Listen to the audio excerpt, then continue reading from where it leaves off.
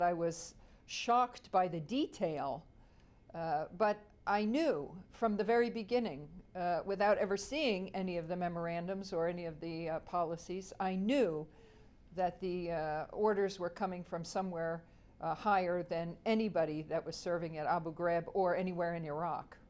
I mean, it does appear to give credence then to what you've said for some time now. You've raised the issue of scapegoating of military officials further down the chain of command. Absolutely. Not only those, I mean, everybody's aware that I was removed from my command. I was relieved from my command of the 800th MP Brigade because of the abuses that were seen in the photographs. People are aware that there were 7 soldiers that were categorized by the President of the United States as 7 bad apples. And when you are condemned by the President of the United States, it's very difficult, if not impossible, to get a fair court-martial. And one of the soldiers is still serving out a prison sentence. So these memorandums, these documents now show that the instructions clearly came from outside of the chain of command and all the way up to the top of the chain of command. What's interesting, though, is if you do widen the investigation into those in the military command structure, might you not end up then investigating some very senior figures who are still currently very powerful, General Odierno, General Petraeus, and so forth, because they are holdovers from the last administration in some ways?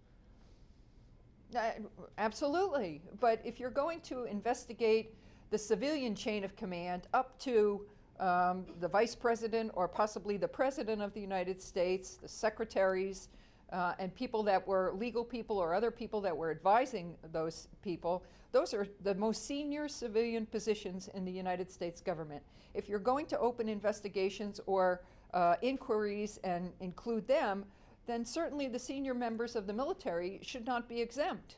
They need to be questioned, and all of those details need to be included as well.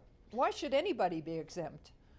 What do you make then of Dick Cheney's defense, though, saying, look, the fact is, though, we did get valuable information from these interrogations, and anyway, why second guess, and this is actually what Admiral Blair and others have said, actually, why second guess what was happening in the fraught days after 9/11? Well, I think torture and abuse and violation of the Geneva Conventions is wrong anytime.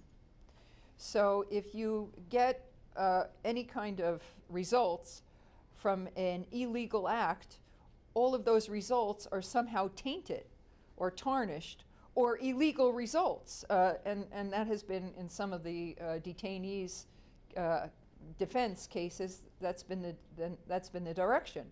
That this is, I think in the police world, they probably call that the fruit of poisoned information or something like that. So if the result, they claim that good information was obtained from these type of interrogation techniques, but you are not supposed to be using these kind of techniques to begin with. And did you exhaust all other possibilities? I don't believe that there's going to be a depth of information that results or that's released in declassified documents or records or anything else. They were very quick somehow over the course of 5 years to destroy some of the videotapes that would have been actual footage of what they were obtaining or producing. And in my opinion, and I'm not an interrogator, but in my opinion, reading all of those documents and the information that's come out that was apparently unclassified, when you have to subject a person to waterboarding in excess of 150 or 160 times, what kind of intelligence are you getting from the individual anyway? If it was so effective, why didn't you get it on the first attempt? Why didn't you get it on the 10th attempt? You have to do it 160 plus times to get some kind of valuable information? Or is he suggesting that every time they did it, they got more information? It's just unbelievable.